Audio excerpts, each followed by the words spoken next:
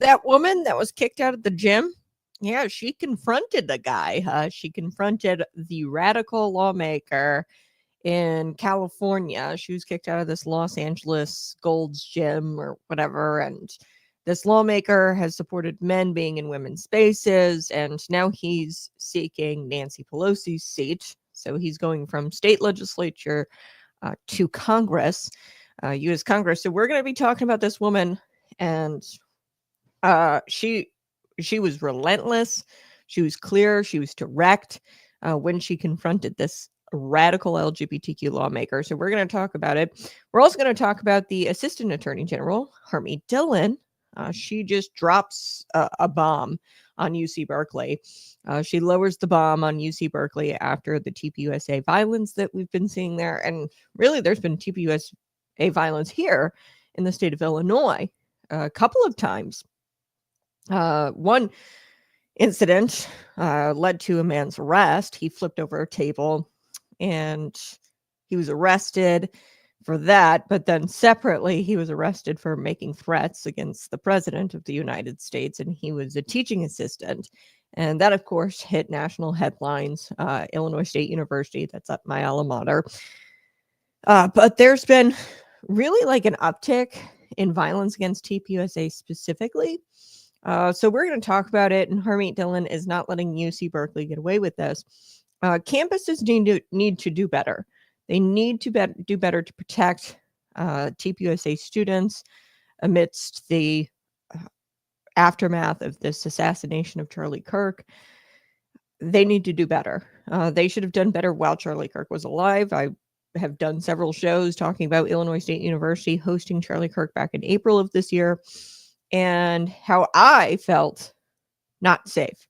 And I went to the back of the crowd because I did not feel safe up by Charlie. There was amplification devices that were denied to the TPUSA team there.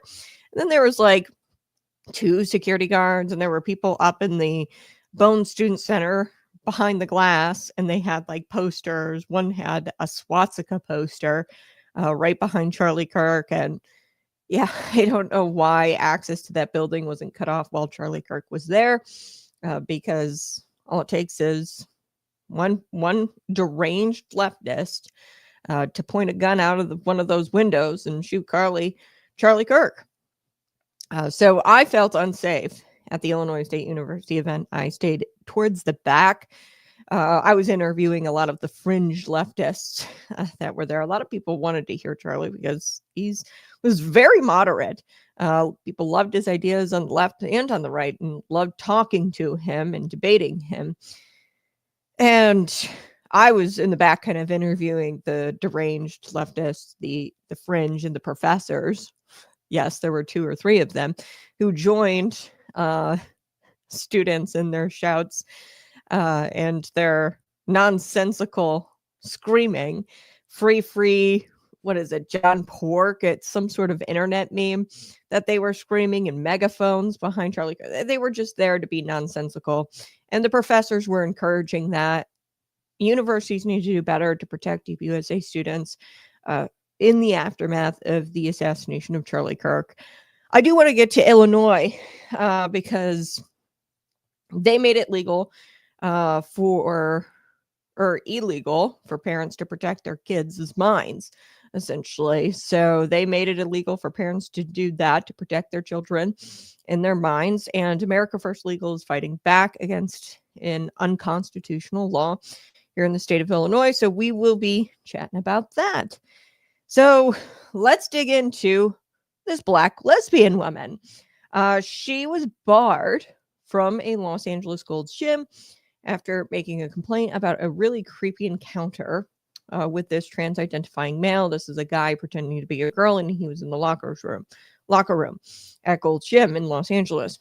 And this Black lesbian woman, she's a pretty big woman. She definitely works out. She confronts this radical LGBTQ lawmaker who's responsible for many of the states, California. He's in charge of many of the states' biological or like biology defying laws is what I will call them. And she confronted this California state senator, Scott Wiener is what I like to call him. He's represents the San Francisco area. He's a Democrat, state lawmaker, and now he's seeking to replace Nancy Pelosi. Bye-bye, Pelosi. Nobody's really sad that she's gone. She was there for like 400 years. And promptly, this Black lesbian woman was shushed and tisked. They were like, shh, shh, shh, quiet. There was a male moderator there. He is Joe Eskenazi or something like that, Mission Local Managing Editor.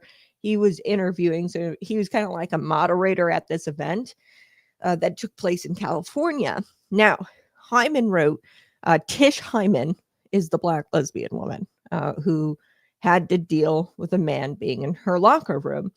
And I think she's a singer as well.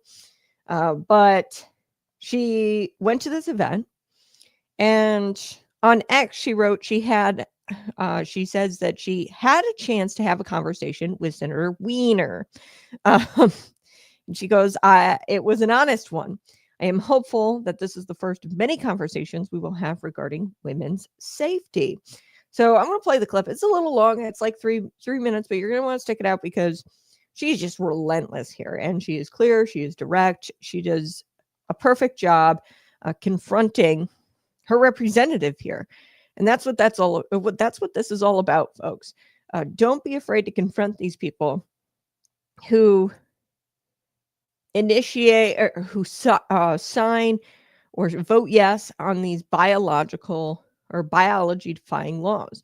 Don't be afraid to confront them. This woman wasn't. Take a listen. Senator Wiener, as the only Black lesbian here, can I please ask you a question because I flew here to do that? Yeah. Okay. As a lesbian woman who was attacked in the women's locker room at Gold's Gym this week by a self-identifying trans woman with a documented history of domestic violence, I'm deeply concerned about women's safety in female-only spaces. What would you say to women who are seeking assurance that their safety will be protected from men who, by California law, can self-ID as women in women-only spaces, sir? Please tell me. Yeah, so we want, everyone to be safe, and we also know that we have trans people, both men and women, who are men and women, and so so if you're trans women are women. Senator, you've done great things with the bills you've passed with the housing.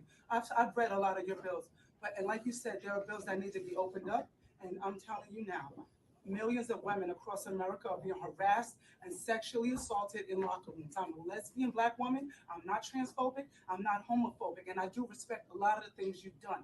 But I do see a lot of these bills that you've passed that are dangerous for women and young children. And I understand that you're trying to be on a level playing field. And I'm here to represent my community because I hear a lot of things about my community in these bills. And I'm telling you as a woman, first and foremost, that this is dangerous and we need your help because you're in the office. You're going to go in the Polisky spot. I want to support you. I have millions of people behind me watching this right now. And we want to know, are you going to protect women? Not trans women, women. Trans women are different things. Women. Listen, we need to protect women's safety. I was assaulted.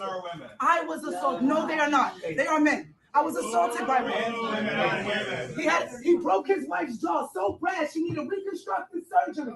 I'm a lesbian. I'm not transphobic and I'm Black. So if there's another Black woman in here who wants to tell me how they feel, please join in. But all of you are not. And I don't know who you are, what you are, but I'm a lesbian, and I'm telling you right now, men are harassing women in the locker room. Let's let him answer the question. I'm just telling you, since y'all want to woo. No, just let's. Now I'm done. And by the way, I respect what you have done. I just want to let you know that. Let's give the senator the opportunity. I'm done. I appreciate your point of view. Thank you. I'm so sorry that you were multiple times. And I appreciate you talking about it. I think we need to protect the safety of all women, and that obviously that's incredibly important. And I also know that trans women are also brutalized in this country. So women and cisgender women are brutalized in this country, and we have to protect the safety of all women. We have to protect women. We cannot be raped in the bathrooms by men that want to say they're women. They're not women. They're not women. I'm leaving. It's okay, but I'm not going to take it. I am leaving because you know what? You guys are not protecting women. You're doing a lot. The bills that you're passing for the law, I read a lot of them. They're great. But this things with the trans, it's not right. Thank you very much. You're welcome. Thank you. And my name is Tish Hyman. You heard me, sister? All right. Don't let them use our blackness and our civil rights as a reason to pass weird laws for children to transform. It's wrong. My sister's in jail. She can't get free tampons or soap, but she can get free transformation medication. Big Pharma at its best. Tyler. Yeah, Scott. Whew. All right. Wow. Where do I even start? I know that was a little bit longer in the clip. You can hear her. She's saying that she was attacked. I know it was a little quiet, but there was some captions at the bottom. Hopefully you saw those. Hyman, she said she was attacked at Gold's Gym this week by a self-identifying trans woman, a man pretending to be a woman. And this guy actually had a documented history of domestic violence. So she had a right to be afraid of this guy and to not want him in a female space. Look at this. This was the original video that went viral of Tish Hyman. If you haven't seen it, take a look. Gold's Gym! Men! Grown men with big dicks in the women's locker room. And that's why I'm getting kicked out. And I want to make sure the girls know. The fuck? Everybody saw that man in the fucking locker room. No one's saying shit. And I'm fucking done with it. It's fucking stupid. It's dangerous. Me naked in front of a man without my permission. But I ain't the one who gets kicked out the gym, y'all. I'm terminated for not wanting men in the locker room. And that goes. All right. Sorry about the language. I should have warned you guys. Yes. So she desperately tried to explain her concern here with Senator Weiner. So she tried to express her concern for women's safety in women's spaces. And she pointed out that his stance is dangerous for women. And women have a right to protect themselves, a right to privacy. Weiner, in the clip, if you didn't hear it, it was a little quiet, so I'll, read you some of what he said. He says, we want, everyone to be safe. We want trans people, both men and women. So if you're a trans woman, you are a woman. So, like right there, like the crowd pushed back. Trans women are women. And Hyman, she got up and she pushed back and she said, millions of women are being harassed, sexually assaulted in these locker rooms. And she says, I'm a lesbian Black woman. I'm not transphobic, not homophobic. In fact, she said she did liked a lot of what this state senator has done. She and I would not agree. But she goes, I see a lot of the bills that you've passed. And there are some that are dangerous for young women and children. I'm telling you, first and foremost, as a woman, this is dangerous. What are you going to do to protect women? Not trans women, women. And trans women are a different thing. And that's when the crowd got really rowdy. The room turned on her and rowdy. And then the room, started to mumble and say, oh, no, no, no. And in fact, like security detail approached her. And she was defending her comments. She stood up and she was explaining that this guy who attacked her in the locker room was also convicted of assaulting his wife and said something about breaking her jaw or something. So Scott Weiner, the Democrat who's trying to get Nancy Pelosi's seat now, he stuck with the insanity. He used language. And I want to make this clear. You have to notice the language that he was using. Women and cis women. And he said that identifying men need to be protected as well. He does not give a damn about women. In fact, he went as so far as to give us a modifier by calling us cis women and changing the name, our title. So she eventually agreed to leave the event. The loonies couldn't handle the truth in the room, obviously. The video had surfaced on X. Megyn Kelly, she slammed Scott Wiener for his response, the way he answered this woman's question, what are you going to do to protect women?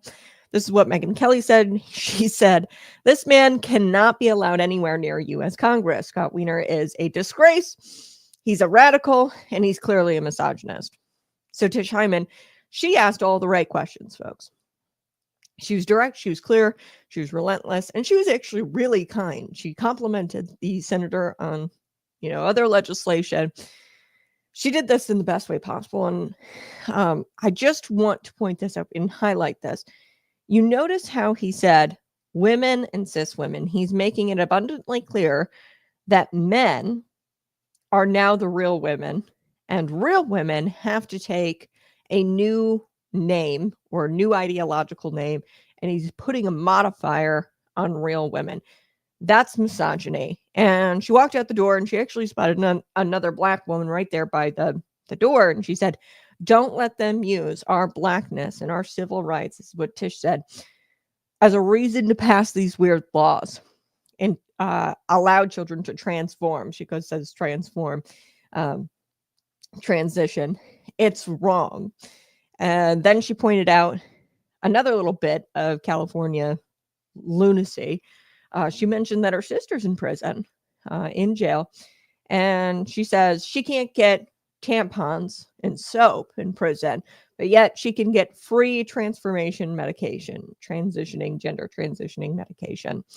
Yeah, make that make sense.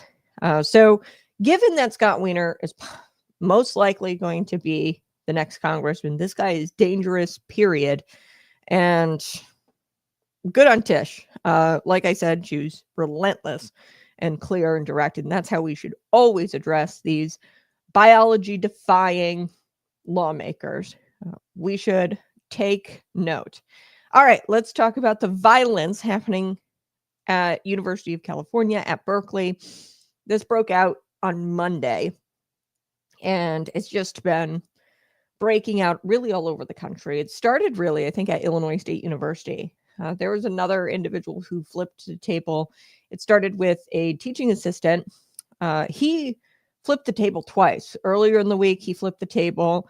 It wasn't caught on camera. There was a police report filed, but nobody really did anything. Why? Because it wasn't caught on camera. Then the teaching assistant, he flipped the table again. Okay, but this time it was caught on camera, went viral. And then finally the university stepped in, did something, and they fired the guy. And then the university police also, pressed charges, and they did something. Okay, but it was only because people saw it, and it went viral, and they were backed into a corner and they had nowhere to go. So the university actually responded. They should have responded a couple of weeks ago, prior to the second table flipping, to the first table flipping. But anyway, after that, there was another individual who flipped a table at a TPUSA event at Illinois State University. This is really starting to get out of hand. The violence that is breaking out specifically against TPUSA students on college campuses. And in the aftermath of the Charlie Kirk assassination, universities should take a special interest in these TPUSA groups and dedicate funding and resources to keep them safe when they're eventing. Okay. These radical leftists have been caught on camera trying to break down barriers, shoving megaphones in people's faces, and they are breaking down these barriers to keep them away from the events. These are sold out events happening on campuses. Specifically, we're going to look at the University of California today. This was a sold out event. There were some barriers to keep the fringe out, and they were busting down these barriers in order to get into this event to really rush the entrance and they're like Antifa types. The attendees of the event were rushed behind police. So police were there, and they were trying to arrest some of these anti-TPUSA protesters. Some of them were arrested. You'll see this in the clip. Let me share this one with you. I've got a few of these clips that we're going to look through because you've got to know what's going on campus. And this is not an isolated event. This was going on at Illinois State University just a couple of weeks ago. Okay, so take a look at this one. Here we go.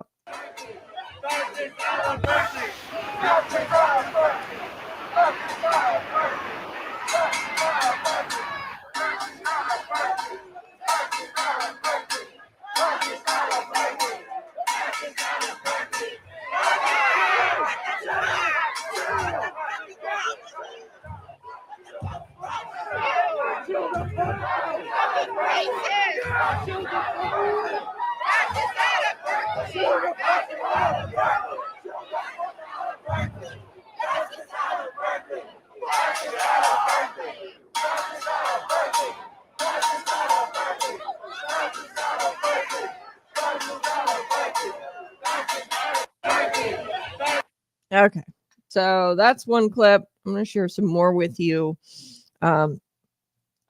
This is really dangerous stuff that our TPUSA students are facing. There was this exchange, and I'll share this clip with you, where agitators, they were harassing an attendee. He was wearing a Charlie Kirk Freedom t-shirt, and he was talking about Jesus Christ. And it ended in violence and with an arrest. And you'll hear in the videos, and a couple of these videos have language in them, warning, warning, warning. But you'll hear in the video, you might not catch it because it's in a foreign language. It's Chinga la Migra. So basically what that means is F immigration authorities. So you'll see footage here, and I'm going to play it for you. Before and after this fight broke out between these Antifa militants and this Trump supporter, you'll see a ton. You'll see the Charlie Kirk Freedom t-shirt guy. He was talking about Jesus Christ, and then they like beat his face in. And then you see a Trump supporter outside of this event. It's a tour that TPUSA is doing. This is the turning point. That's what the name of the tour is, and they were stopped at UC Berkeley.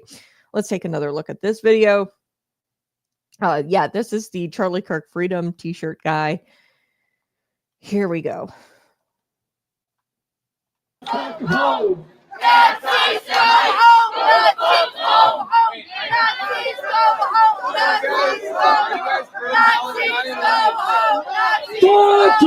fascists! Fuck you, fascists! Fuck you, fascists! Fuck you, fascists! Chinga la migra! Chinga la migra!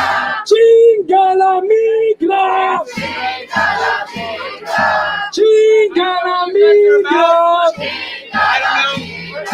Fuck you, fascists! Fuck you, fascists! Fuck you, fascists! Fuck you, fascists! Chinga la migra!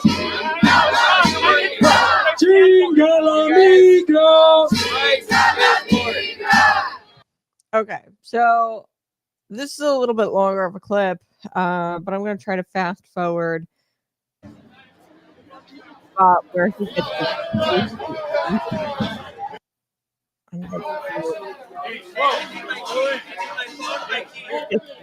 hold on. Break it up! Roger, police! Break it up! The guy with the red! The guy with the red! The guy with the red! Break it up! Break it up! Police! Break it up! Police! Break it up! Hey, white boy! Break it up! Oh, I'm sorry. It's a little graphic there. You can see the blood on the ground. This guy got his face like really beaten in, and I'll tell you a little bit about the details here about this fellow. So Chinga la Migra, that means F immigration authorities, essentially. So this Antifa militant who's in the plaid, I will kind of break down what happened there. His name is Jihad. Sorry. Yeah, of course it is. Jihad Defepraluze. I don't know. He's in a plaid shirt. He actually took the chain of the guy with the freedom shirt on, the Jesus Christ. You guys could see how big that cross was and how big the chain was.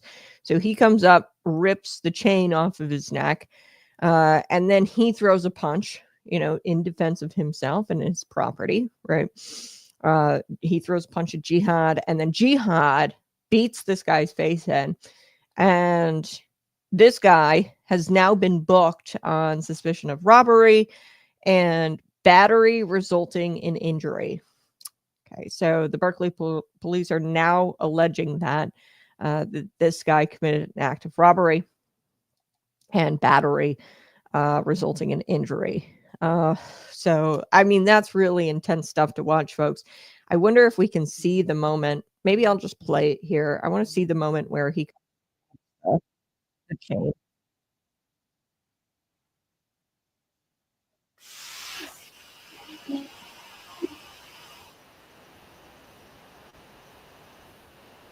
He's just talking about Jesus. That's literally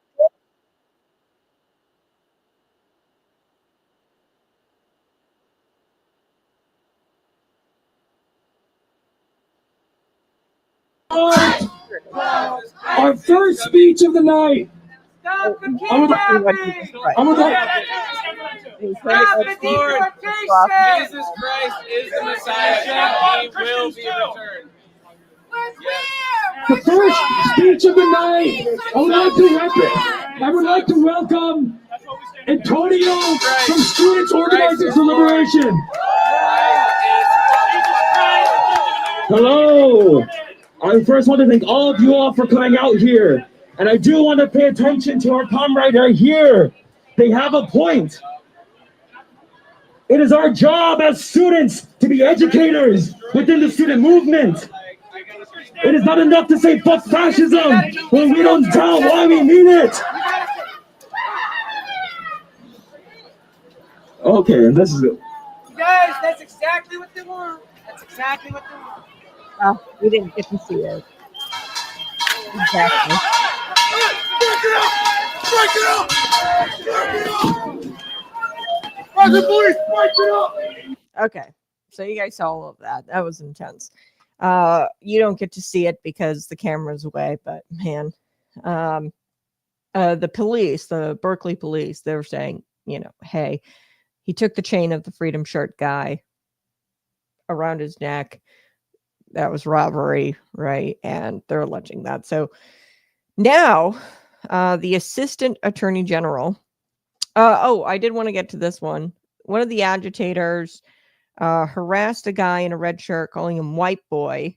And the agitators tried to de-arrest. You'll see this. De-arrest the other man.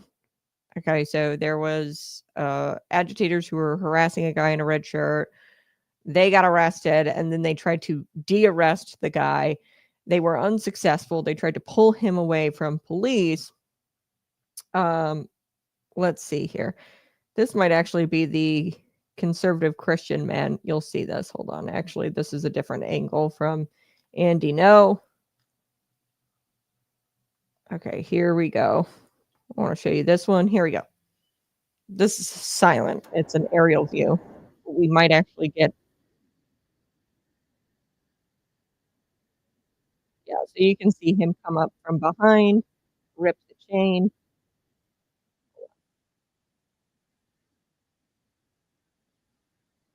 There he is. Punches him in the face a few times. Oh.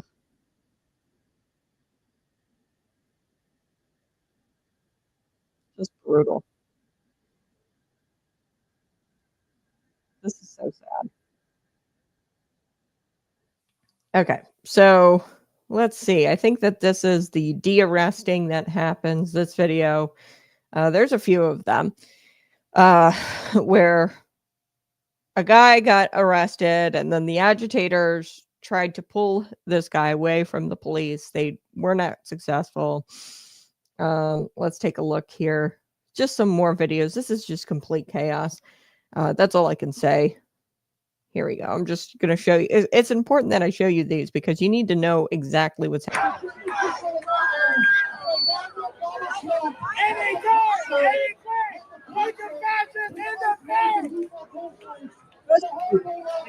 Masks on and headscarves. Like, these people know that they're doing something wrong because they're covering their identity.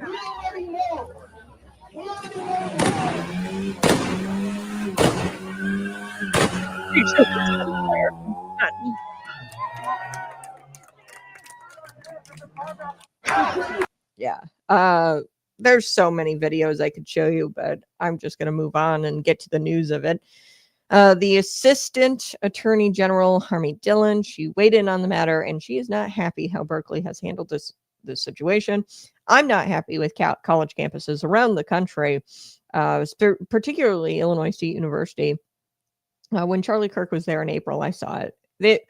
These college in the aftermath of the Charlie Kirk assassination, they need to be dedicating an exorbitant amount of resources to these TPUSA students so that way they can event and not lose their lives in the process or have their property stolen, okay, or their tables flipped. They need to be providing campus security detail at all of these TPUSA events and tabling events.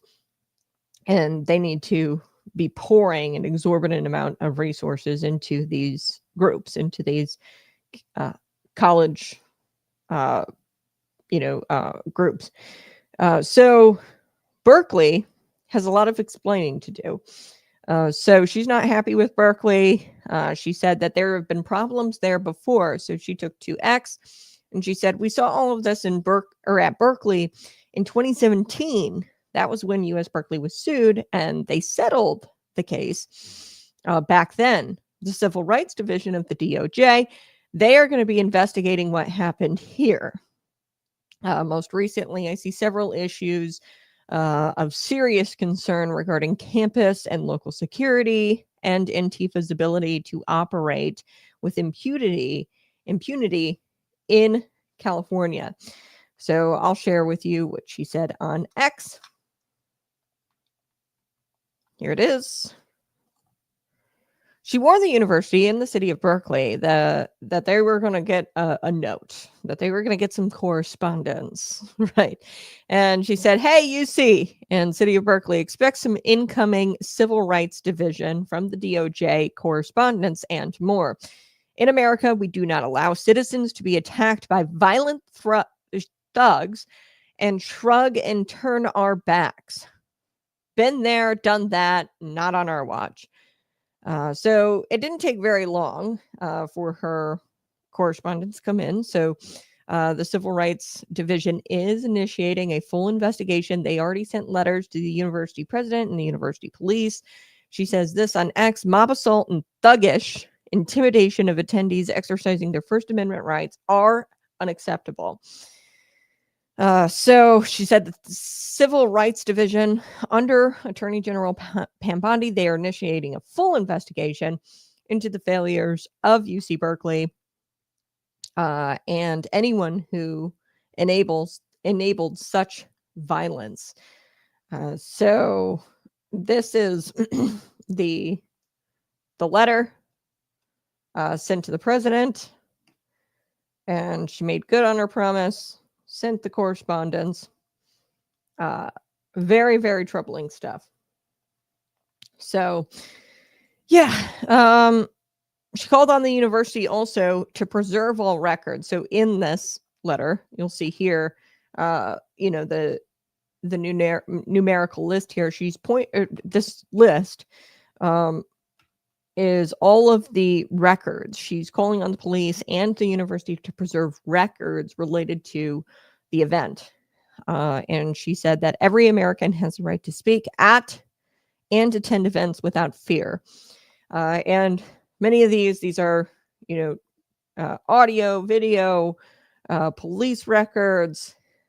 She's saying you have to preserve those, for our investigation. So here we go. That's what it says here. I'll show you the numerical list. A lot of these are like, audio, video, obtained by police,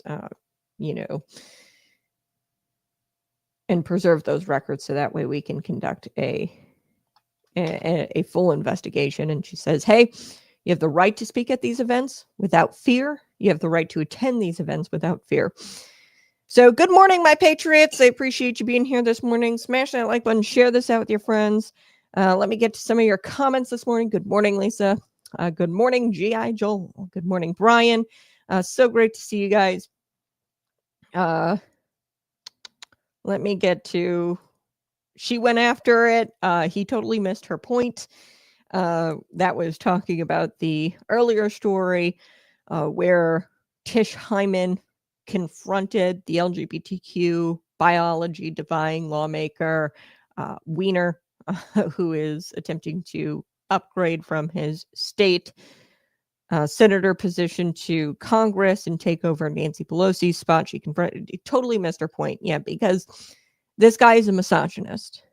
He clearly gave women a different title. He referred to women as cis women, gave women a different ideological name, and the real women are othered, were called cis women, and the men who are pretending to be women, the not real women, they were given the title women. And that was his own words, Wiener's own words. So yeah, he didn't miss her point. He doesn't care because he's misogynist. And he doesn't, when a woman talks to him, he dismisses her, and went as far to her face to call her a cis woman and not give her the real terminology of woman. So how much longer will I be streaming? Another hour or so. Yes, I stream.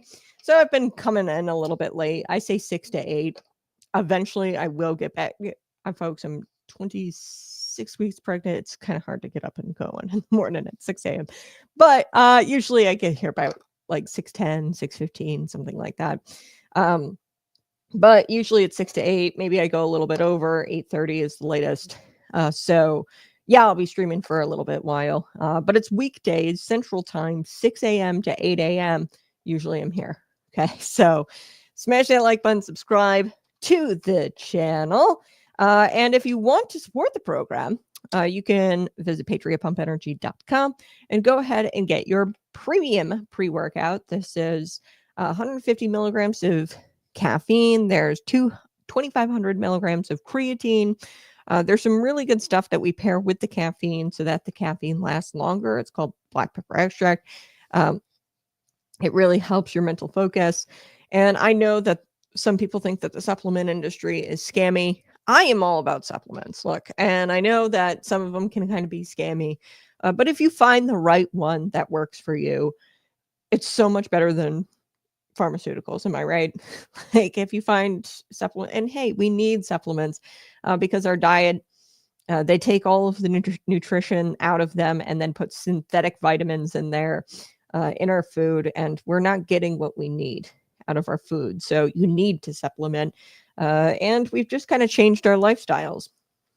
We don't no longer eat, with our hands, and we're not getting the nutrients from the dirt or from, we're kind of clean. We're constantly cleaning our hands. We're not getting extra nutrients from that.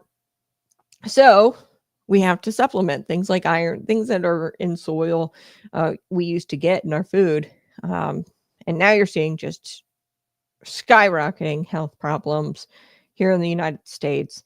And really, I think it can all be attributed to the chemicals in our food, the taking out of the nutrients in our food and then replacing them with synthetic vitamins or natural flavors or whatever the hell they call it. And finding good supplementation, I think, is vital. And It's better than pharmaceuticals. So I'm not anti-supplement. I take a ton of supplements and I think they work. Maybe they don't. Maybe it's all kind of like in my head. But what we really tried to do was create a blend that was just honest, straightforward, what you need. A lot of these pre-workouts, they try to get you addicted to the caffeine by putting 300 milligrams in there, which is insane. We don't do that. We do 150 milligrams. It's a couple cups of coffee. And it's a great alternative to the sugar that is on the energy drink shelves. So use promo code Conservative Cat if you go. $10 off. And I hope you like it as much as I do. All right. Good morning, my truth seekers. Today, we are going to be talking about Illinois and how the lawmakers are patting themselves on the back for something that they say helps the kids. Okay. But don't be fooled. This does not help the kids. Really, what they're doing is prying into your kids' minds without your permission. So America First Legal, yes, that watchdog group, they have gone after woke government at a national level. They just filed a federal complaint over Illinois' mandatory student mental health screenings. Okay, so here's the kicker. These screenings have to be done, and they're done without parental consent. So they have to be done 3rd grade to 12th grade, and there's no opt-in. Okay, so there's no discussion with the parents before these mental health screenings take place. You automatically take a mental health screening if you're a 3rd grader through 12th grader. And there's no discussion. This is what should take place. Hey, Mom, we're going to talk to little Johnny today about his emotions. That discussion should happen. But nope, it doesn't. This is state-sponsored psychological probing behind classroom doors. We're turning our classrooms into mental health clinics. And really, they should be places of learning, arithmetic, reading.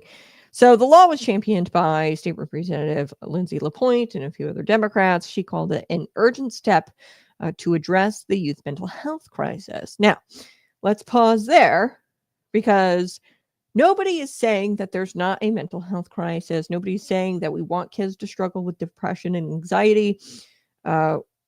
Who doesn't want to help children who are struggling with those? But the question we have to ask ourselves is, who decides to help them? Is it going to be the parents or the bureaucrats? The parents should be the ones initiating that mental health help. And if they aren't, much like if your child is sick with, I don't know, some bizarre disease, and you, like, say the measles, okay, and you withhold care and do not take that child to the hospital, that's neglect. Child Protection Services should be called on you, right? And if you are not getting the child their mental health help or mental health care, and if you aren't providing that as a parent, you should have your children taken away from you 100%. But we have to ask ourselves, who is going to decide to help them? Is it the parents or the bureaucrats? And if parents aren't doing it, then we take the kids away. Okay. If we can prove that the parents aren't providing mental health help or care, much like if they starved their children, providing physical necessities. Okay. If they're not providing mental health necessities, then those parents should be looked into and have their kids taken away, right?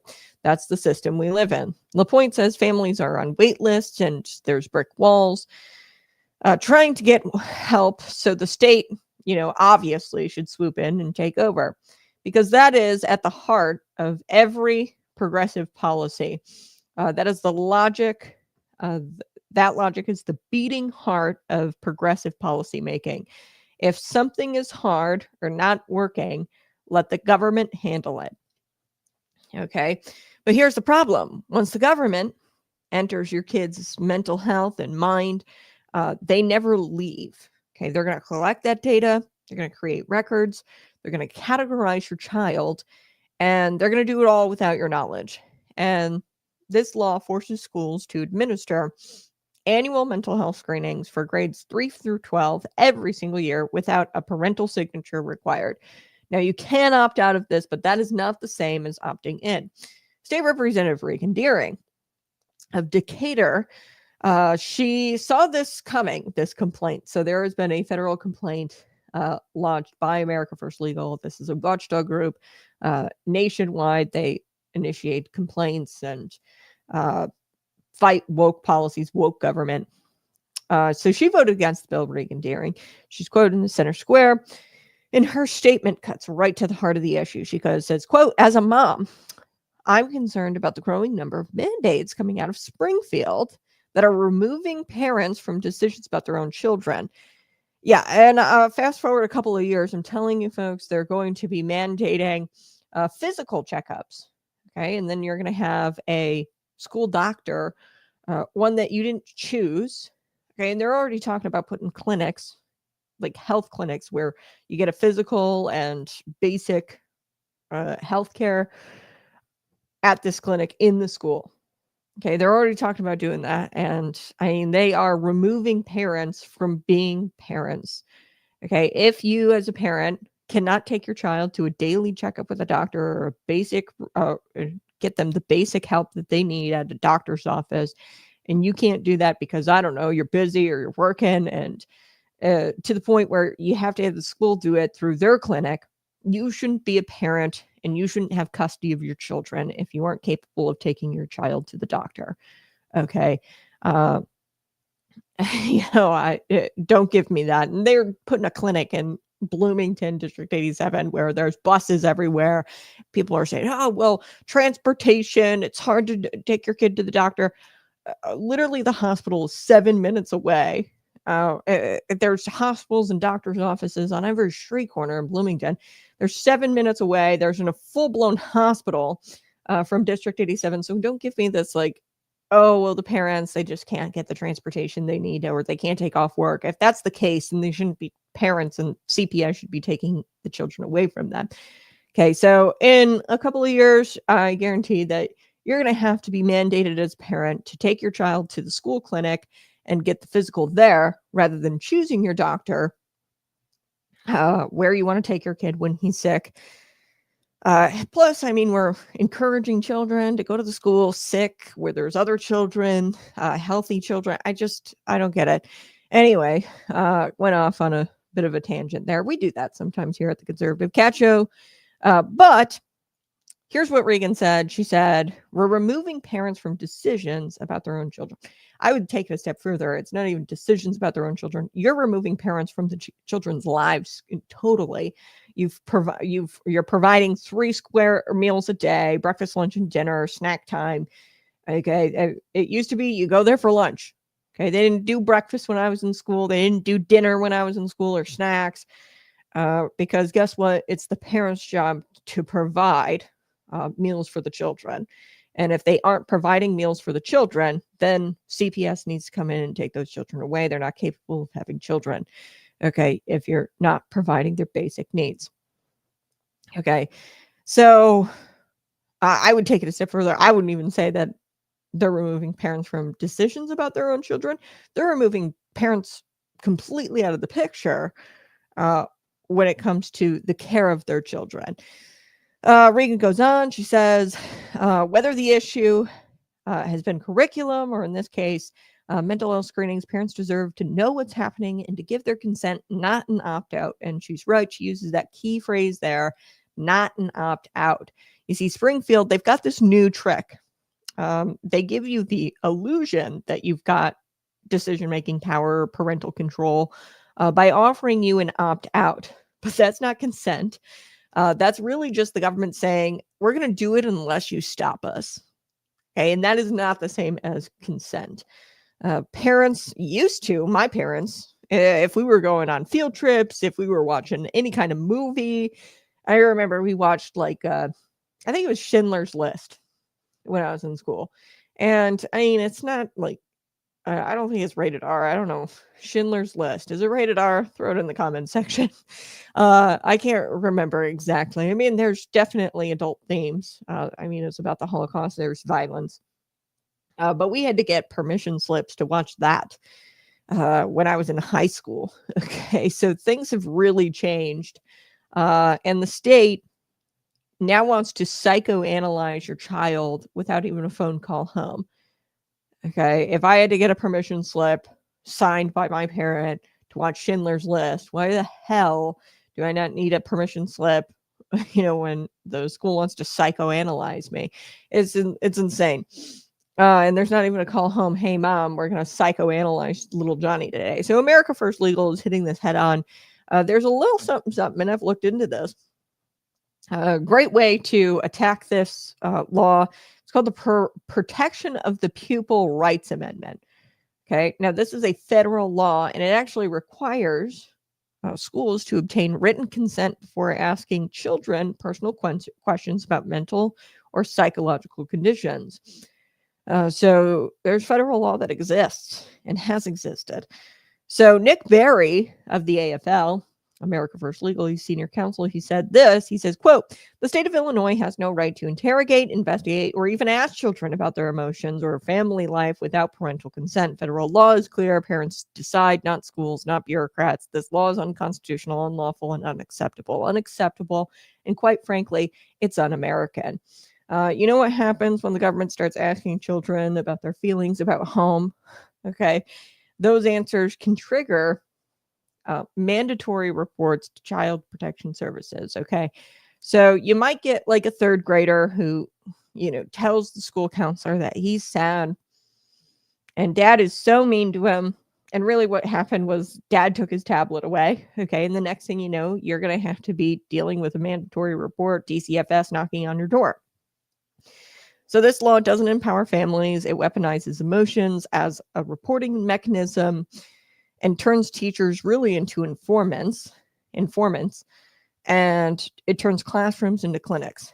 And that is not the role of a teacher. And teachers bitch and moan all the time about their pay. And I think it's so fascinating. The people who are paid probably the best, you hear it all the time. Nurses and teachers, they're the heroes, which I'm not saying they're not. I love teachers, love nurses. But you look into their pay, like teachers get paid way above average when you calculate their time off and days off and paid time off, and then their health care and benefits, pension, retirement. Compared to everybody else, at the average Illinois salary, they're making above that. In some cases, way above that. Okay. And then nurses, the same, like 6-figure salaries, it's insane. And all the time I see the nurses and the teachers in Springfield lobbying, saying that they're not paid enough. Like, I don't get it. But anyway, the teachers, they're informants. That's not their job. And if you're going to complain about your pay, right, and how you're not paid enough to do the job that you are tasked to do, teaching, which, isn't really special. Like I said, it's not something that think about it in your job. You teach somebody every single day, likely. You train somebody to do the job, right? A new guy comes in, you train that guy, you're a teacher. Okay, so this isn't really anything that's super specialized.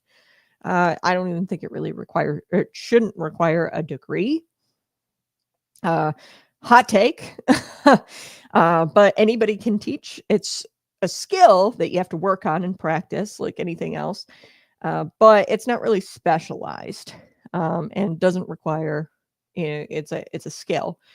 Some people have, better skills than others. I did not really like the teaching gig. I had a teaching gig. I didn't really like teaching. It's a skill. It's almost like a practice, or it's not something that's super specialized. Okay.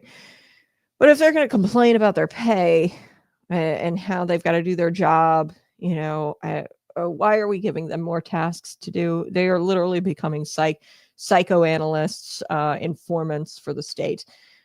It's asking probably a little too much of them. Okay. Now they're really going to complain that they don't make a ton of money. So we are looking at the top-down approach, and that is what Deering had said, and she's quoted in the Center Square. Here's what she says: "We're looking at a top-down approach that's inviting this exact kind of legal challenge." So America First legal. They are challenging this law. They're saying it's unconstitutional. She says it's further eroding trust between our families and our schools. And she's absolutely right. First, they push the comprehensive sex ed, like to kindergartners at a state level. So this is what she means by the top-down approach. It all comes from the state. So teachers, they complain about their pay and whatever, but they don't even really have to do much because they don't even have to come up with their own curriculum. They don't have to come up with like their own teaching practices anymore because it's all kind of passed down from the state. It's edicts that come down from the state. For example, the comprehensive sex ed, you didn't even have to come up with your own sex ed curriculum. You are taught or told to teach this type of curriculum. So there's very little creativity, and it's eroding a trust between families and schools. Okay, then they added the social emotional learning frameworks, which teaches kids to manage their feelings according to government approved values.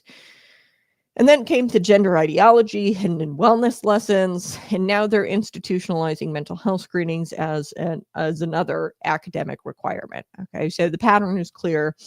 Step one, rebrand social programming as student well-being. Okay, they are socially programming your children, and they are rebranding it as student well-being. Step two, remove parents from oversight. Remove teachers from the ability to create curriculum or have creativity in their classroom or autonomy over their classroom. Okay. Step three, embed ideological questions in mental health surveys. So how do you feel about being a boy? How do you feel about being a girl? Expect those questions to pop up in these mental health surveys. Or are you questioning, gender questioning or queer questioning? Okay. Step four, collect that data. And what they're going to do probably, and this is what I foresee happening, they're going to collect that data at the school, and then they're going to try to use that data, weaponize the data, and ask for more grant programs, more taxpayer dollars, and then you're going to have the state just expand in these schools. And most likely they're going to collect the data too. Here's another point. I think that they're going to store the data. And any child who's, 13 years old, struggling with a little bit of mental health, which happens, that data is going to be stored, and the 13-year-old is going to grow up, become 25 years old, and can't get a FOID card because this mental health survey that was taken years ago. Okay. It's state expansion. The schools are going to be using the data to justify their asks, their taxpayer money asks. They want more grants, more programs, and we're just going to expand bureaucracy in these school districts. So say, I don't know, Normal West, which is a school in Illinois, they have an intense number of children who are reporting mental health problems or suicidal thoughts, right? And they collect that data, they store that data, they take that data, they go to Springfield the following year and they say, hey, look at all these kids who have suicidal thoughts. We need another program to address the mental health that's going on in the school. And really what's going on is they are weaponizing that data and expanding bureaucracy in these school districts, and they're getting taxpayer money to do it. So then they do a program, let's just say mental health awareness program or whatever. They call it something funny. Then they install, somebody who campaigned on Democrat campaigns. Then they install one of their buddies, one of their friends, in a director position of that program, and that person gets paid $100,000 of taxpayer funds. And this is what's going on. So really quick, I want to zoom out a little bit and talk about the Bible, and the Christian and constitutional response to this. The Bible tells us in Proverbs 22:6, train up the child in the way he should go, and when he is old, he will not depart from it. God gives that instruction in the Bible to parents, not government agencies. In a constitutional republic, the family is the first government. Mom and dad are the ministers of their household, and they are the moral educators. you as a teacher do not have to teach morality, okay? Because the first ministers and the ministers, that's mom and dad, and they are the ministers of the household, and it's on them to be the moral educators, okay? And when the state replaces that authority, that's not help, that's idolatry of the state. And Illinois has made an idol of bureaucracy, thinking it knows better than parents, better than God, better than the natural family. And the so-called mental health crisis, I do believe that it's real. And really what I think it is, it's an absence of God. And I think that it can be eradicated overnight if parents were just say the name of Jesus in their home. There's so much power in that name. And I think that you've got parents out there who won't say the name of Jesus in their home. And that is what is leading to this mental health crisis. Really, it's demonic activity. And, the mental health crisis is real. The issues that our children are facing are real, but the answer is not replacing parents. It's telling parents and teaching parents.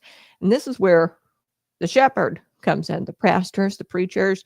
They need to be telling parents, hey, say the name of Jesus in your home.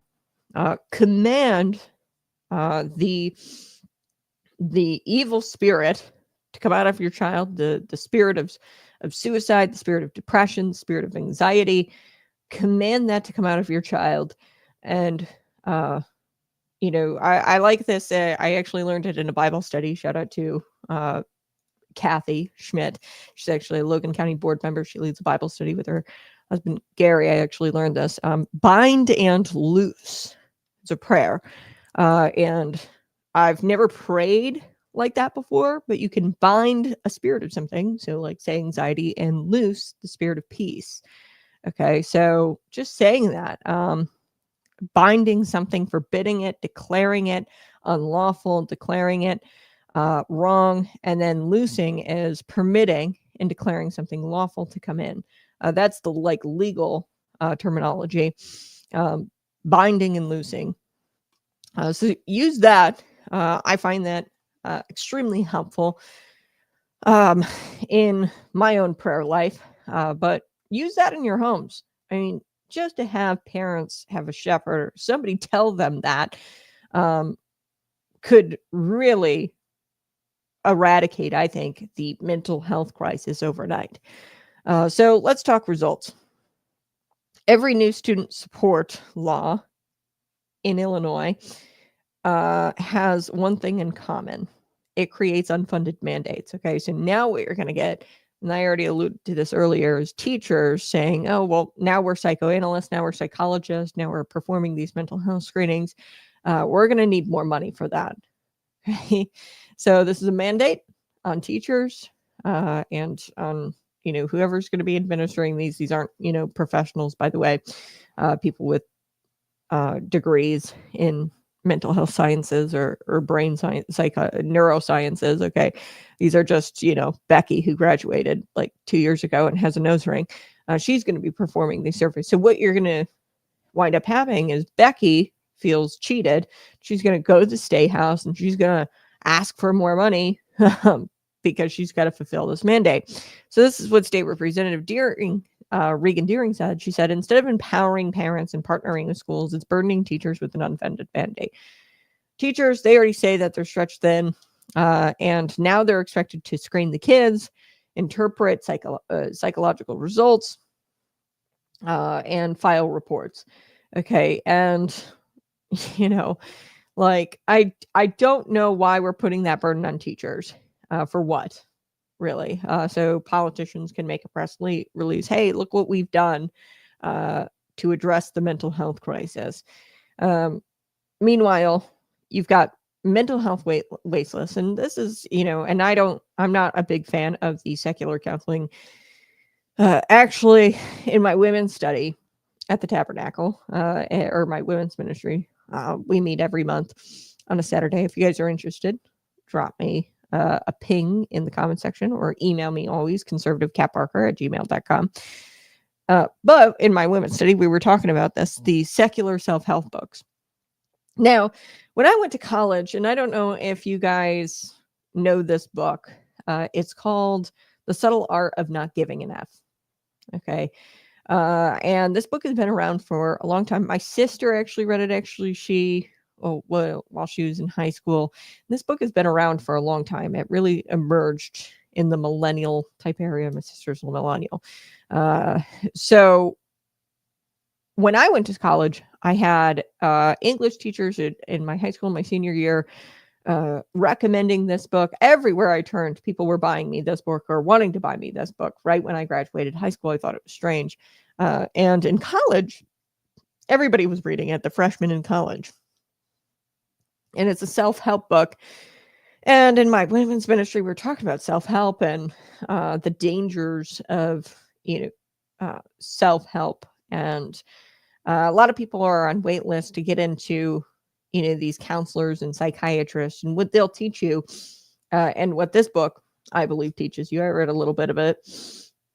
What it teaches you is that you're a perfect little snowflake. You're perfect the way you are. And don't let anybody, disturb your peace.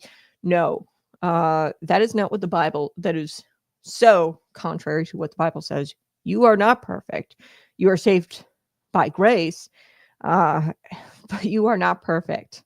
And there's this this idolizing of self that goes on in these psychiatry rooms and in these counseling rooms, that all these people are on wait lists to go in and go talk to a counselor. And what this counselor is going to do is preach a false gospel, or preach that you are capable of anything by yourself, and anybody who disturbs your peace, you have to cut off.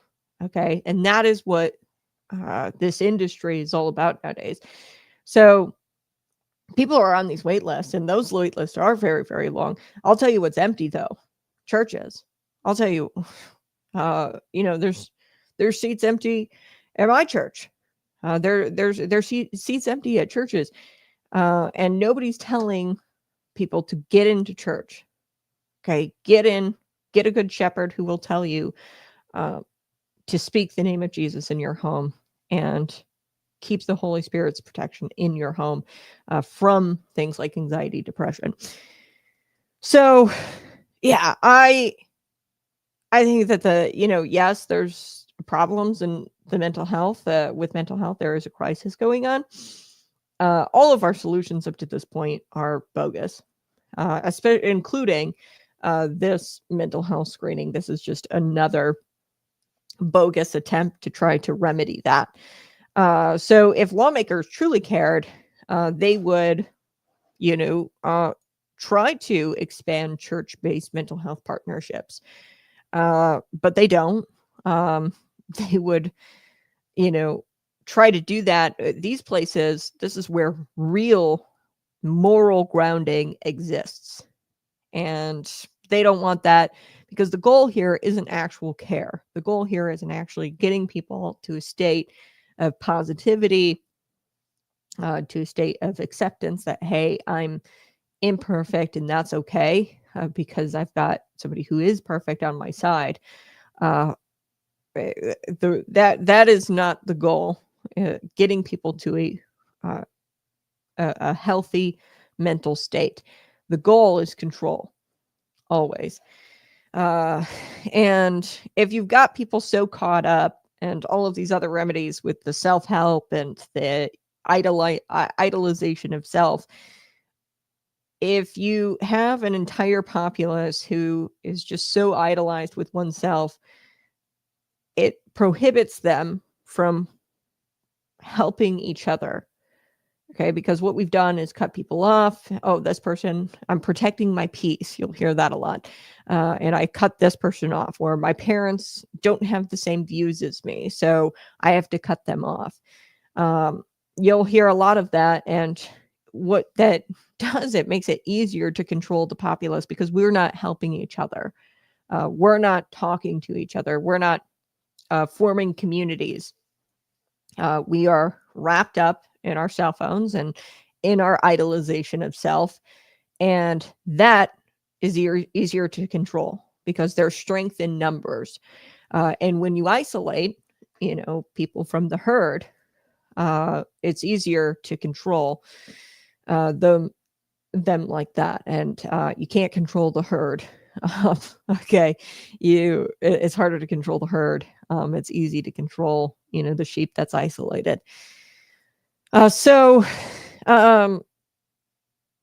California, they did, gender transition secrecy laws where, parents, and they've done it here, the IEA, they sent out emails, and I've seen them sent to school districts, hey, you can't out children to their parents if they're gay. You can't tell parents, or if they're transgender, you can't tell the parents that they're, identifying as Tammy in the classroom when they're actually Timmy. The Illinois Education Association sent out emails like that. California did gender transition secrecy laws where, a 12-year-old little girl can go chop off her healthy breasts without parental consent. And, teachers are supposed to aid in that transition. Okay. Washington, they actually allowed shelters. Washington State allowed shelters to hide runaway minors from parents if the children claimed gender distress. Okay, now Illinois is treating every child as a patient of the state. So this America First legal challenge is the turning point. If this lawsuit prevails, it will reaffirm what's been obvious since the founding of this country. Children are not the property of the government. They are gifts entrusted by God to parents, and parents have both the right and the responsibility, the obligation to guide their upbringing. And the state does not own your child's body. They do not own your child's conscience. They do not own their mind. So in closing, Illinois will call these mental health screenings health care. I will call it what it is. It's mind control with a clipboard. Parents, you need to stay alert. You need to know that this isn't about therapy or true solutions. This is about power. And remember, and this is about money. That's really what it is. It's about power and money. They want more money for programs, and they're going to weaponize the data, and they're going to go lobby the state house for more money with this data that they collect from your children's minds after psychoanalyzing them. Remember, the only screening your kid needs is the BIBLE, which filters lies from truth. And today's episode, I just wanted to say basic instructions before leaving Earth. Crack that open, leave it open on your coffee table. Don't even read it, and then watch what happens in your home. If you're struggling with some teens or some kids that are, you just are at your wit's end and you don't know what to do, open up that Bible. Heck, even whisper the name of Jesus in your house. So you're doing dishes, whisper the name. You will see a dramatic change. And no counselor is going to tell you that. No school teacher is going to tell you that, but Conservative Cat will. All right. Smash that like button, share this video with your friends. Subscribe to the channel. That is a huge one. Today, I do want to take a deep look at the tangled web of healthcare. Okay. This system is so bureaucratic. It's so overregulated. And it's so addicted to government subsidies that it is now collapsing under its own weight. And we're going to take a deep dive because today we're going to talk about the Affordable Care Act. And a lot of you are confused. You'll see headlines that the Affordable Care Act helps families afford health coverage. And I want to take you behind the curtain. And behind that curtain, you're going to see a machine fueled by borrowed money, false compassion, and corporate enrichment. And this is all at the expense of your freedom and your wallet. So the Affordable Care Act does not help families afford their health coverage. I will get to that because Senator Duckworth, he showcased a story of this Illinois woman who is on ACA or uses ACA tax credits. A lot of people use ACA tax credits. It's not just for poverty level people. Okay. I mean, you could be making $100,000 and be on ACA. Okay. And be using ACA. So we're going to get to that. Smash that like button, share this out with your friends. I'm going to take a brief little break here. You're listening to Conservative Cat.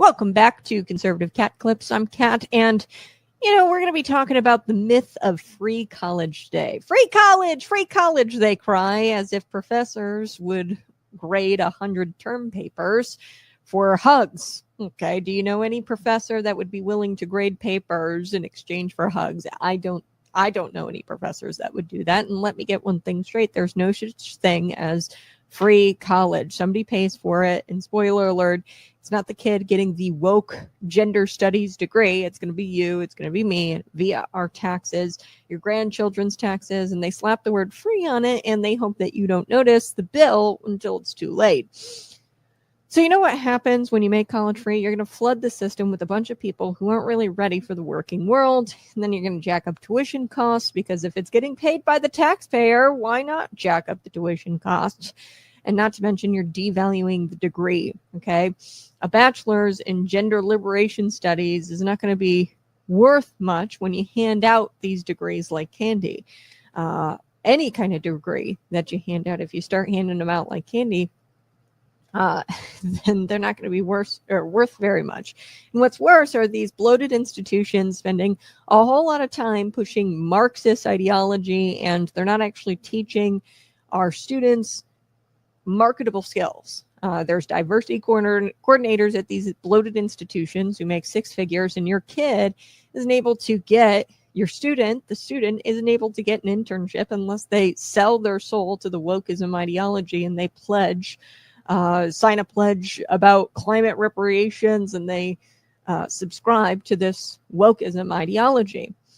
Here's a revolutionary idea, everyone. Not everyone needs to go to college. Trade schools, you can build homes, you can fix engines, you can wire up buildings, you can keep America humming. A welder can make up to $90K a year with no debt, a couple of trucks in the driveway, and he doesn't need a Marxist lecture on how his white privilege makes him inherently biased. Okay, free college and the free college crowd, they say that education is a right, but when government makes a right, they get to control it. So they'll say education is a right, and that's why it's got to be free. Reminder, spoiler alert, it's not free. They decide what gets taught, what speech is allowed, what ideas are allowed on campus, who's allowed on campus. That's not in education, that is indoctrination. So they say education is a right, and when government affords you rights, then they get to control it. Government is not in the business of giving you rights. We have unalienable rights, and those are laid out in the Constitution. Proverbs 22:7 says, the borrower is servant to the lender. Maybe we should stop chaining children, chaining our young youth to debt in the name of fake opportunity. There's fake opportunity, and let's start talking about hard work, grit, and real world skills. Okay, don't fall for the fantasy. Nothing in life is free except salvation. And even that came at a cost. Jesus paid it, not the federal government. Okay, so it's time to stop sending our kids into these ideological boot camps, and we have to start investing in real futures. This has been Conservative Cat Clips. Hey, smash that like button, share this out with your friends. I so do appreciate you being here. Subscribe to the channel. Tell your friends to subscribe. Now let's get to Senator Tammy Duckworth. So she showcased this story, and really, I am pulling back the curtain on this Affordable Care Act, okay? Because behind the curtain, you're going to see a machine just fueled by borrowed money, false compassion, corporate enrichment, and it's all done at the expense of your freedom and your wallet. And this story actually proves just that. So let me take you here to this clip. Senator Tammy Duckworth reposted this, or like tweeted it out, retweeted it on her X account. So take a look. Hi, I'm Jan. I'm a solo practitioner, attorney, practicing family law and criminal law. I am married to my husband. He's 79 years old. I'm 60 years old. I have a pre-existing condition. I get the Affordable Care Act. I pay $900 a month through the ACA. My husband is retired. I pay $350 a month for his supplemental insurance with his Medicaid. And then because of the electrical conduction, I have a loop recorder placed in my chest. That cost me $580 a month. If I lose the insurance, there's no way that I'll be able to pay the $580 a month. And I won't be able to afford the $36,000 that it's going to cost to get this loop recorder out of my chest. Like I said, the monthly payments for that are going to be $580. Without the Affordable Care Act, there's no way that I'm going to be able to afford those monthly payments. And there's no way that I'm going to be able to pay the $36,000 to get this out of my chest. So what am I going to do? Have some like guy off the street or somebody off the street that's like a hack take this thing out of my chest, because I won't be able to afford those monthly payments, especially if the prices are going to triple like they're predicting. So that's my healthcare story. This craziness from this administration has to stop. Thank you. Okay. So that was Janet. She's an Illinois attorney whose story went viral after Senator Duckworth highlighted it on social media. Jan, she says that she relies on the ACA tax credits to cover her $580 a month. She has a medical implant. And she said, quote, if I lose the insurance, there's no way I could pay that. Okay. So if she loses the ACA tax credits or the $36,000 it would cost me to have it removed. What am I going to do? Am I going to have some guy off the street, like a hack, take it out? So this is interesting. She's right about one thing, that this craziness has to stop. But here's the problem. The same people responsible for this craziness are now using her pain to justify more of it. Okay, so Duckworth, she posted this, and it's not about empathy. Okay, it's propaganda. It's framed like the ACA massive tax credits are the savior of the middle class Americans. She's upper middle class, getting ACA. So this isn't, a lot of people I think get confused. ACA, Affordable Care Act, that's not, people get those credits. Not people in poverty, everybody, upper middle class. Now, lower income people get more of the credit that covers it. And she says that her monthly obligations here are going to triple, or she thinks they're going to triple. Okay. And, they think that these ACA credits, or Duckworth, the Democrats, think that these are the savior of middle class, upper class Americans, those in poverty or those of lower income. Okay. And they ignore that these credits are actually the reason the prices have gone up in the first place and have made it so unaffordable, and where a surgery costs $36,000. Okay. So this is what happens when a government sells you your own freedom in monthly installments. Okay. Installments. Obamacare passed, I think it was 2010. Okay. And they promised affordable coverage for everyone. I don't know about you, but she said $900 a month, $300 for her husband, something like that, $500 something for her, $900 a month. I don't know if that's affordable. Okay. The affordable coverage for everyone, Obamacare, for whom exactly? Because I know premiums went up, deductibles skyrocketed, and doctors fled these government exchanges. There's only a selected few. And that's the thing. You can't even use your tax credit for any doctor you want. You are required to choose an Obamacare exchange doctor with these ACA tax credits. Okay. Now, Democrats in Duckworth, they're doubling down and they want these enhanced ACA tax credits expanded. So, a part of the government shutdown deal, we know that they voted to open up the government. There were 8 Democrats. They got to the 60 number, the filibuster, Dick Durbin being among them. And they voted to reopen the government. I think there's another vote that has to take place in the Senate. But then there's another, they changed it. The continuing resolution bill, they've added a few things to it. So now it goes back to the House and they have to vote on it before federal operations continue. So the Tax Foundation, they call these things enhanced tax credits. And I'm going to break down what those enhanced tax credits, as part of the deal, the Democrats wanted to vote on expanding or extending the ACA tax credits, the enhanced tax credits. Okay. Translation: more subsidies, more spending, more inflation. Okay, that is what the Democrats want. They want to vote on it. Now, I mean, sure, we can, really, the Democrats got kind of screwed. But ultimately, I don't think that the government shutdown and the Democrats voting against this, like, what was it, 16 times, something like that, with the continuing resolution. I think really they were waiting until after the election. The off-year elections. There was one in Virginia with the Attorney General, Governor. There was the California Proposition 50 that changes the maps there, redistricts them, limits Republican representation. Prop 50, right? And then there were some New Jersey races, and then the New York City mayoral race. Okay.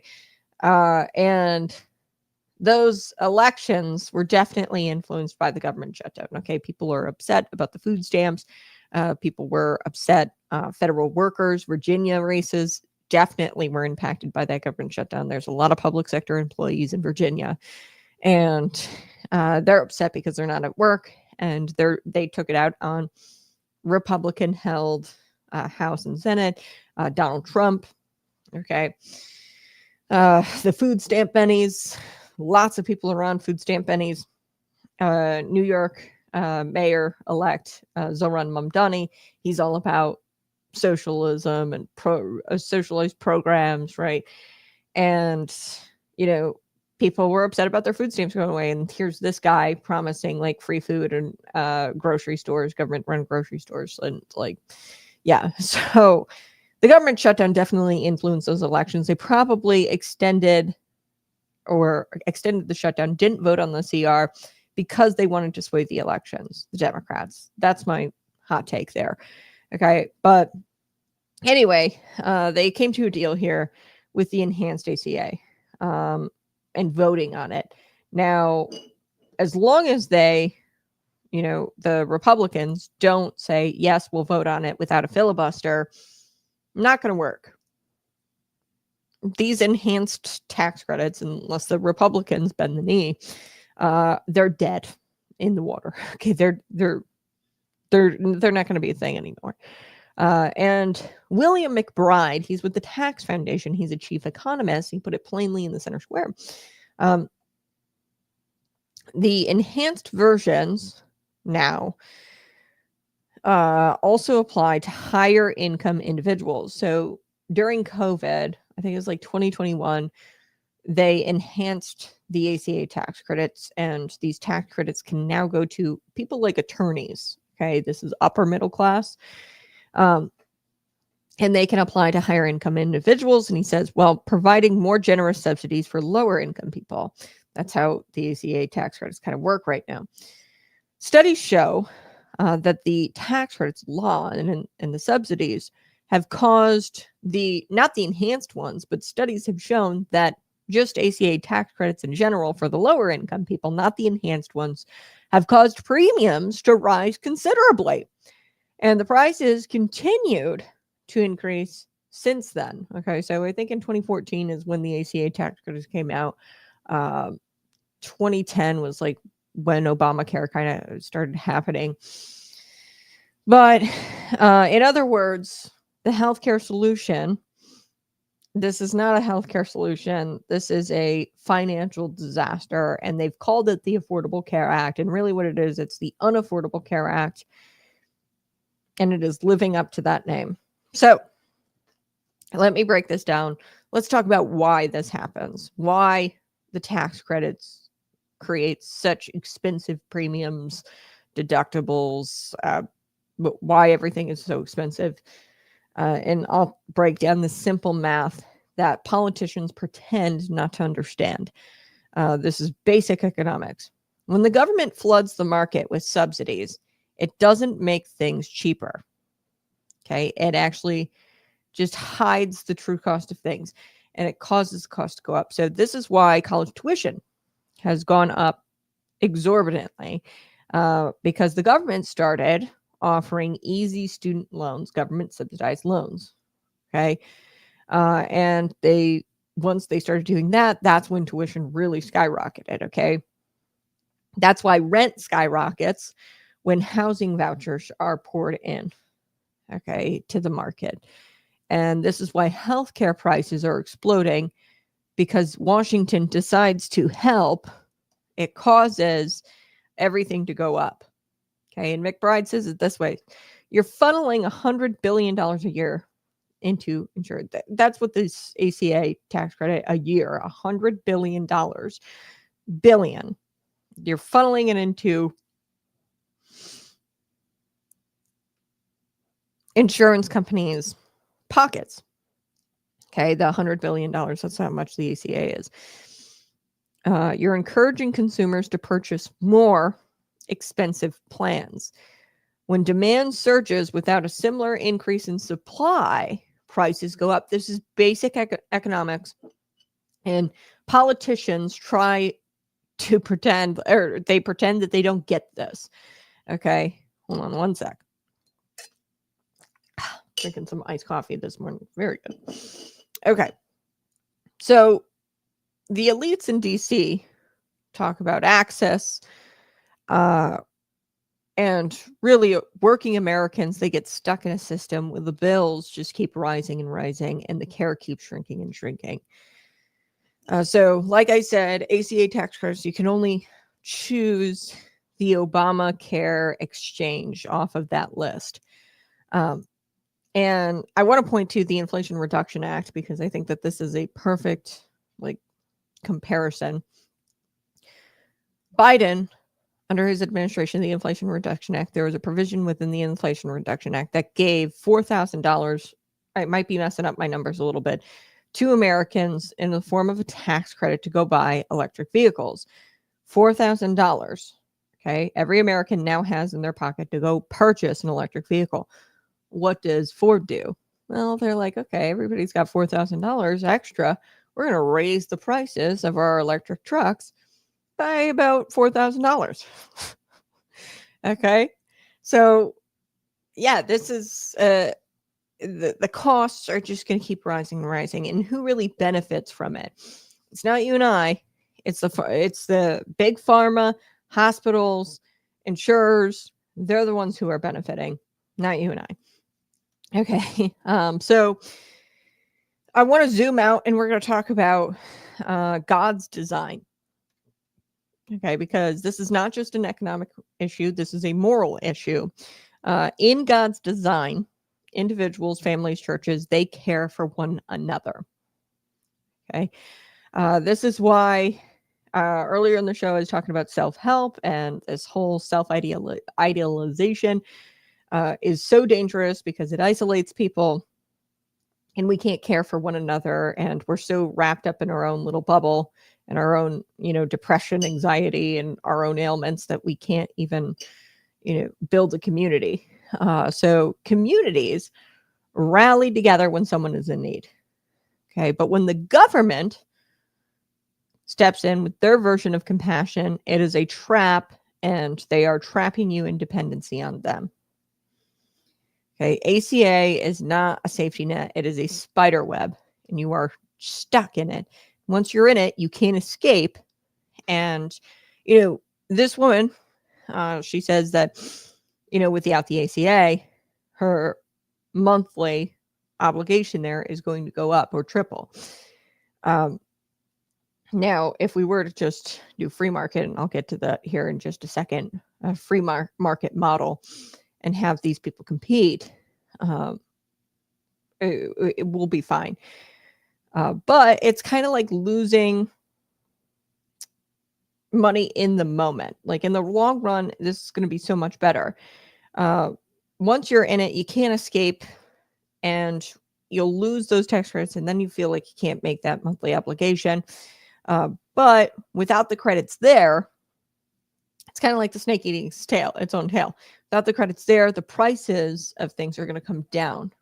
Okay, so what we've done, we've replaced real charity with political virtue signaling, and a system that taxes one person's labor to subsidize another person's despair, and the middlemen, the insurers, the bureaucrats, they're all getting rich. That's not loving thy neighbor, it's loving thy lobbyist, because that's ultimately what happens. You flood all this money into the insurers, the hospitals.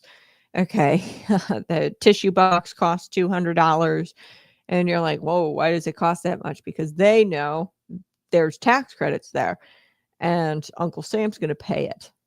Okay, and the hospitals, they charge that, and insurers are getting rich, and you are struggling.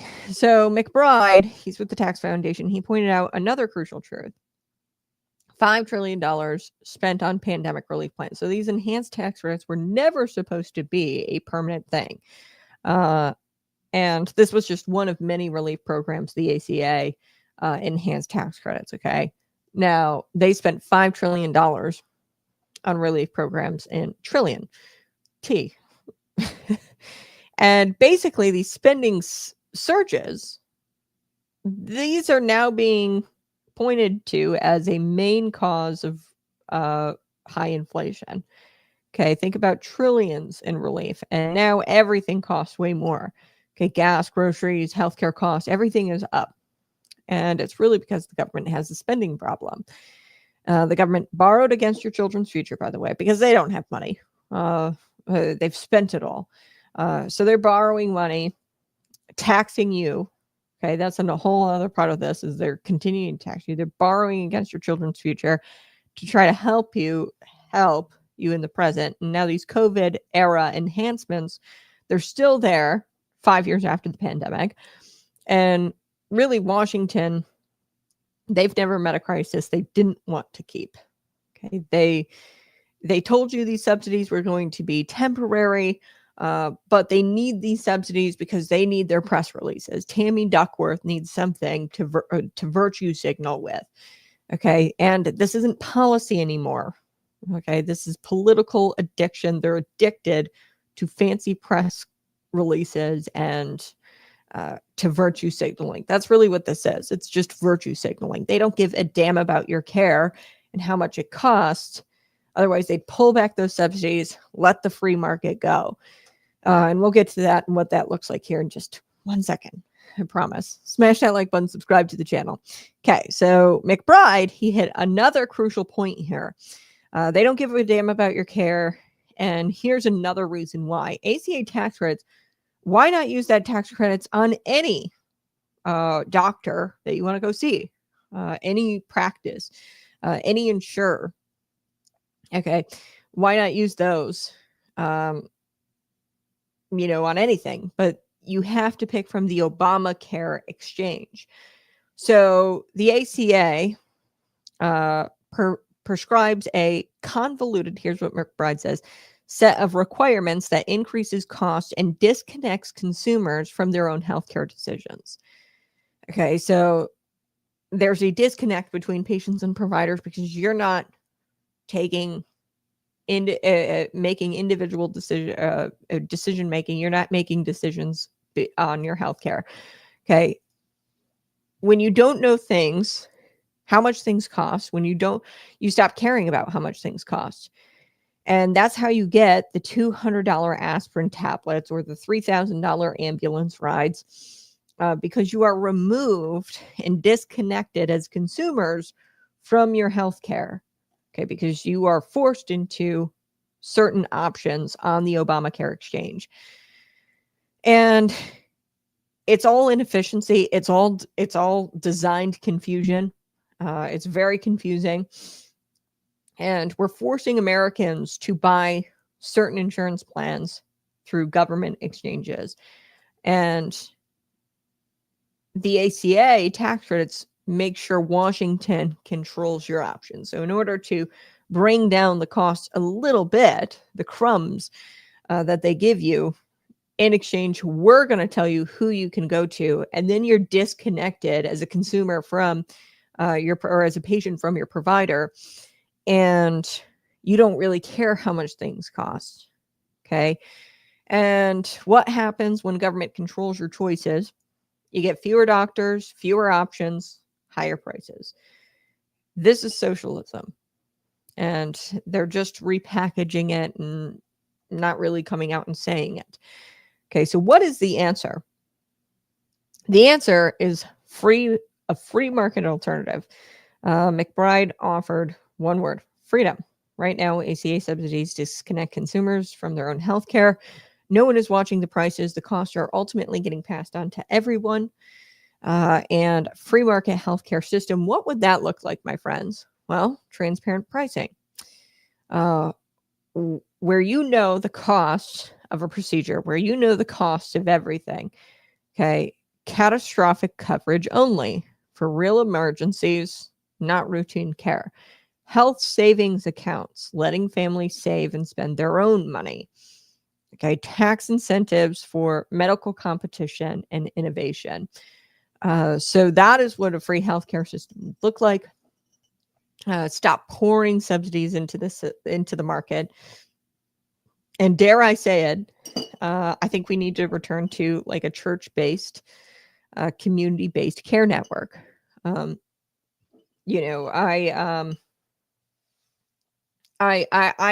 have done this before, where it's a black bag doctor, and a lot of faith-based, church-based groups do this, where you pay just out of pocket for healthcare from a primary care doctor, like say $60-$70 a month, right? And they prescribe you things. And you go to the pharmacy, pick it up. They can come to your house. They can check you out, offer you solutions. And that is as, close to your provider as you can get. And I really think that we need to get back to that for primary care. Now, emergencies, surgeons, things like that, that definitely I would see where an insurance system of some kind would be of benefit, where you need insurance. We're just a long way away from what I would like to see, which would be, you pay your doctor, you pay your surgeon out of pocket. And there are no insurance companies. I know that sounds crazy, but I just think that keeps it community-based, where people are helping each other, spiritually, financially, and not just pharmacologically, okay? Because when families and faith replace federal dependency, freedom follows. So let's circle back to Janet. You guys remember Jan here, the Illinois attorney. She's not the villain here, okay? She's a victim of a broken system, and she's bought into it all, okay? And she goes, this administration needs to stop what they're doing. She's bought into this broken system that teaches Americans to be grateful for the government crumbs while the elites feast on the loaf, okay? Senator Duckworth, the political class, are going to parade her story around as propaganda, really, for the ACA tax credits, and that's not real compassion. Real compassion is telling you the truth. Okay. ACA is not saving us, it's suffocating us. And the more Washington spends, the less you own. Okay. And the more help that they give you, the more dependent you become on them. And as Christians, as conservatives, we have to stand for faith, family, and freedom, because the government doesn't heal, God does. All right. Hit that like button, share this out with your friends. Really quick, we're going to get to this story, and I'm going to wrap up the show. Subscribe to the channel. Federal agents in Chicago, they are facing a nightmare because a nightmare most of us could never imagine. Okay. They are struggling with violent street gangs who have literally issued a shoot on sight order against them. That has happened.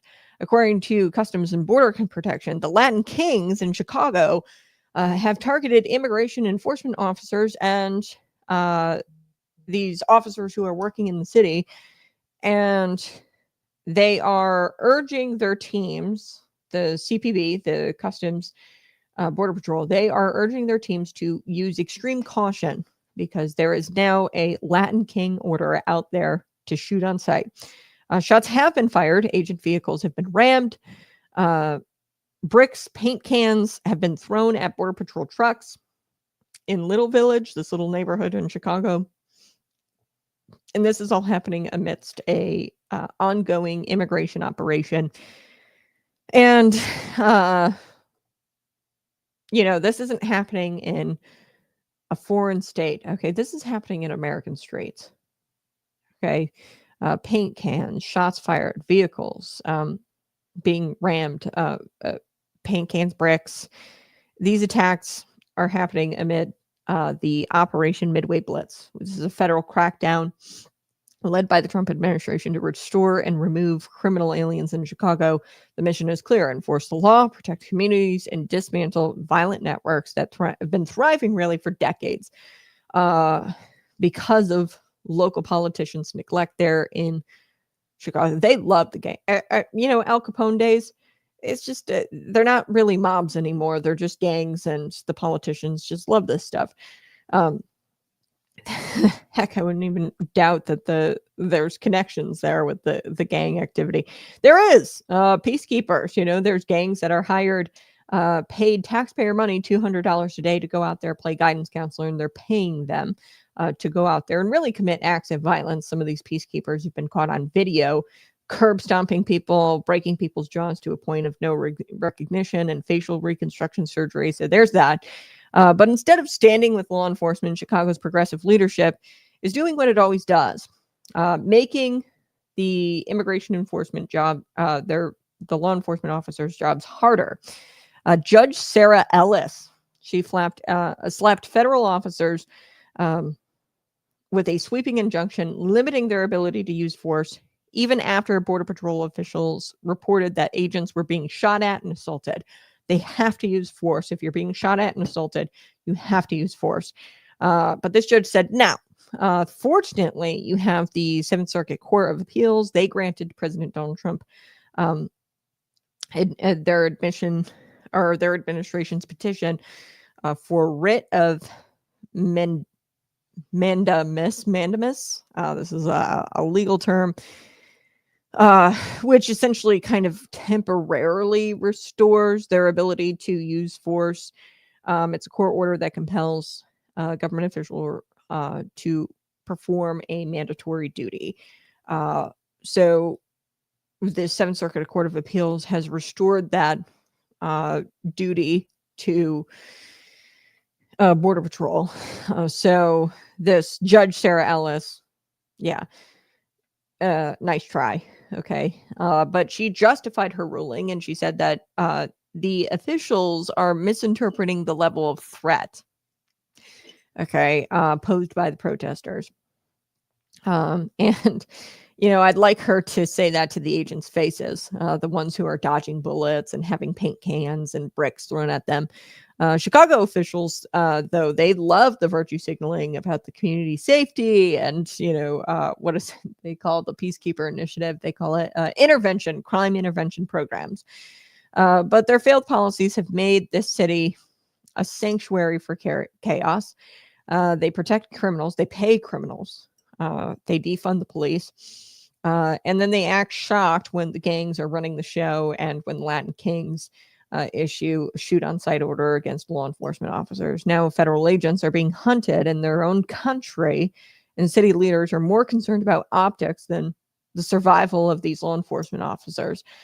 So the Trump administration's DHS is doing what any competent government would do, which is restoring law and order. And they're restoring law and order where local officials and local authorities have not done that. They have not kept law and order. The Homeland Security, they are now reporting an 8,000% spike in death threats against their officers. That's insane. So every day, these agents, they are stepping into these neighborhoods that are ruled by gangs, paid for by politicians. These gangs are paid for by politicians, and they're risking their lives to defend the laws that Chicago politicians despise and openly despise. Brandon Johnson calling law enforcement, quote, a sickness. So city leaders, they'll host press conferences and they'll talk about equity and community safety. But you've got agents who are dodging gunfire from men who have no respect for the law, no respect for this country. The Latin Kings, they have turned Chicago into a battlefield. And instead of rallying behind the people who are trying to stop the Latin Kings, you have city leadership who openly attack the very operation that's working to clean up the Latin Kings and shut down the Latin Kings. So this has been going on for years in Chicago. Democrat strongholds, they reject enforcement, they embrace anarchy, and then, in fact, pay the gangs. Why? Because they'll keep getting reelected. Okay, they're easy votes. Only this time, it's not civilians who are paying the price, just civilians who are paying the price. You've got men and women who are wearing that ICE enforcement badge. They are paying the price as well. And that's really sad. Washington, they're going to blame Washington when their cities collapse, but it's really on them because they're embracing anarchy. So Trump's DHS deserves credit for not backing down. They went to the Seventh Circuit Court of Appeals, got that order struck down, and they're doing hard work even when the city won't. They are targeting the worst of the worst, Latin Kings. Okay, these are people who put people's heads on stakes and, do very heinous things. Okay, put people in acid buckets. Okay, gangs. They are targeting the worst of the worst. They're pulling violent offenders off the street, and they're reminding the rest of this country what real leadership looks like. And the tragedy is that Chicago's political class seems more offended by the federal agents rather than the gang members who are out there issuing assassination orders and shoot on sight orders. You'd think a city of thousands of unsolved murders, by the way, would welcome the help, but they're not. They are not about safety; they're about control. The gangs are in the politicians' pockets. And, I've spent some time with some friends who are law enforcement. I know that these agents are not looking for a fight. They just want to go back home to their families. They're just trying to do their job. A job that a lot of people wouldn't do and have walked away from. They're trying to protect families. They're trying to enforce laws. They're trying to keep the peace in a place that has forgotten what peace looks like. So the Latin Kings, if they think that they can intimidate government, they're in for a rude awakening. This federal government, they're in for a rude awakening. The real question is here, will Chicago leaders finally wake up? Is this Latin King order to shoot on sight going to be enough for them to wake up? Or are they going to keep standing in the way of these enforcement officers while their city burns? And to be honest with you, if a shoot on sight order from the Latin Kings, these are people who put people's heads on stakes and put people in acid buckets for fun. If this isn't enough for the Chicago politicians to wake up, nothing will ever wake them up from their delusion. They need to wake up from their delusion. And I don't think that this will even do it. All right. You guys have a blessed day. Bye-bye. Love you so much. Appreciate you being here. Insurance companies hire very powerful lobbyists. And this will never happen. Yeah. Free market. Yeah, you're exactly right. I don't think it'll ever happen, but the only way that we are going to have affordable healthcare, true affordable healthcare in this country, is if we let them compete.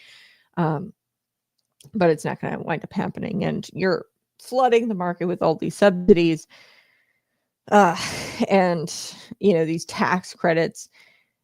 The people who are getting rich are the middlemen, the insurers, the bureaucrats, the lobbyists, and we'll have to see. Maybe one day rolling back those tax credits, that's a win. And that's projected. We're projecting to see that happen this year, where that vote just fails if it ever comes to a vote. Smash that like and subscribe. We will be back tomorrow morning, bright and early, 6 a.m. to 8 a.m. Bye-bye.